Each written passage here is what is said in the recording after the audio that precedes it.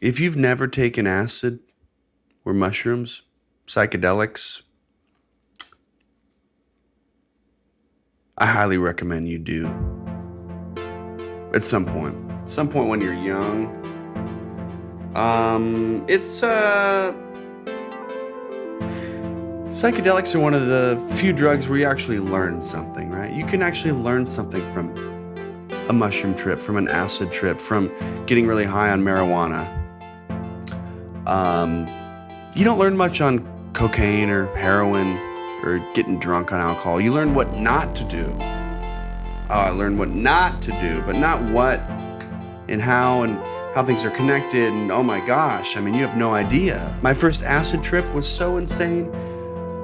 I got a buddy that can get some acid. I'm probably going to get some soon and do some and like experiment with microdosing and just sort of maybe trip hard once, but then just microdose, or maybe just microdose the whole time.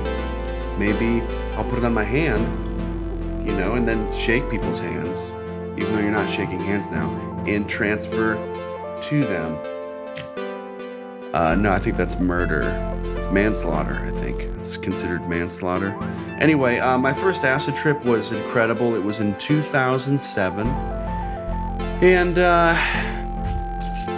man, I gotta say, I mean, most people's first acid trips probably aren't amazing or as incredible as mine, but mine was incredible. We were in Rocky Mountain National Park in Colorado in the United States of America.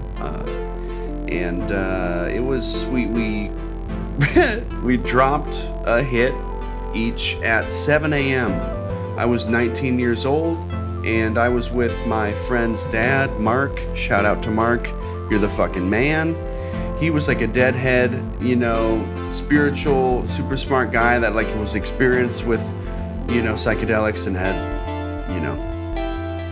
things to teach us about how to do it safely and all that. And he was like the spiritual guide, and it was great. It was this very beautiful thing. And so we went hiking on acid, and it was great. I remember packing sandwiches before we went, and they were normal sandwiches, like delicious. And then, but once we got like really high in altitude and also high in our mind, I remember grabbing the sandwiches, and they were like just like slimy and like sludgy and just like they were no longer normal. Like the moisture from the tomato or something had just in the altitude, and I don't know, they were just like this big ball of like mush, but it was still good and delicious and healthy. And I just remember like forcing myself to eat it, like high as fuck on acid. But before then, it was a lot of fun. The whole thing was fun, but it was I felt like I had perfect balance, with nature, perfect balance. I remember I was with a friend, Ian Egenberger, and I don't think he had hiked much before then, not really, and we kind of went on a hardcore hike, and then he was on acid, and so I think he was kind of okay on the way up. He was a little slow. Had like his mandolin or something was playing, and it was cool. Then we had lunch, and then found this amazing oasis where there's like grass on boulders and then water flowing beneath, and you could hear it, and it was just incredible. That's where we had our lunch. And I remember just jumping off boulders into the grass, and like I had perfect balance, and kind of freaking out Ian a little bit. And he was like, "Oh, what are you doing? Don't jump!" Ah. And I was like, "Dude, it's fine." I'm like, I have perfect balance right now. It's fine. And then we went down the mountain. That's when it started to get hairy for Ian a little bit. I think he eventually just went down on his butt, on his ass, just ass down the mountain, one step at a time. Do what you gotta do to feel safe.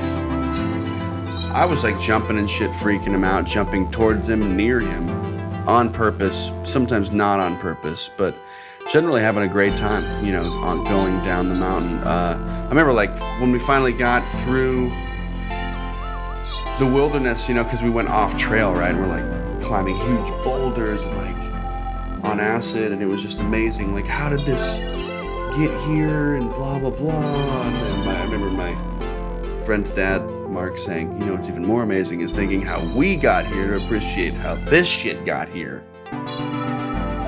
That's what's really amazing. I'm like, oh yeah, holy shit. Just just like a layer, just an onion full of layers, you know.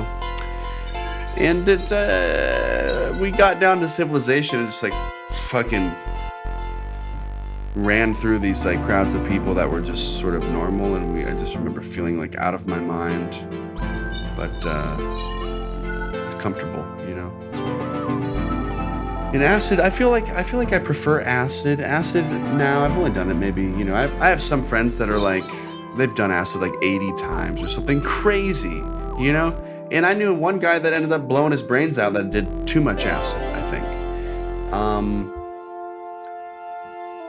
But honestly, it just depends on your mental state and your brain, and it's so fucking individualistic. It's so, just like weed. Weed affects everyone differently, so does acid and all the drugs, but like I have a friend that's super fucking smart named Bob, and he's like a writer and a teacher, and he's like prolific and just fucking super cool and fun to talk to, and he did like tons of acid in the 90s.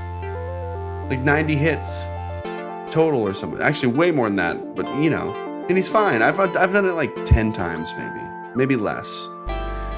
But some people can just do it a few times and freak out, so it's risky.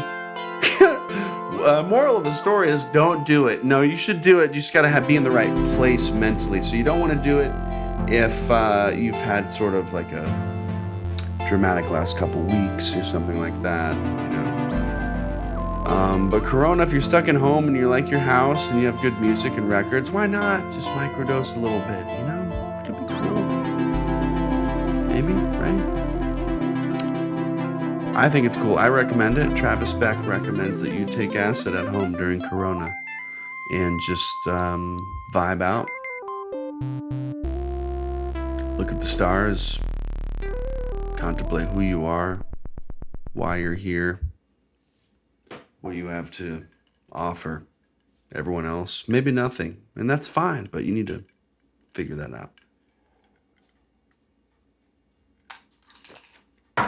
Oh man, it's like the worst podcast ever.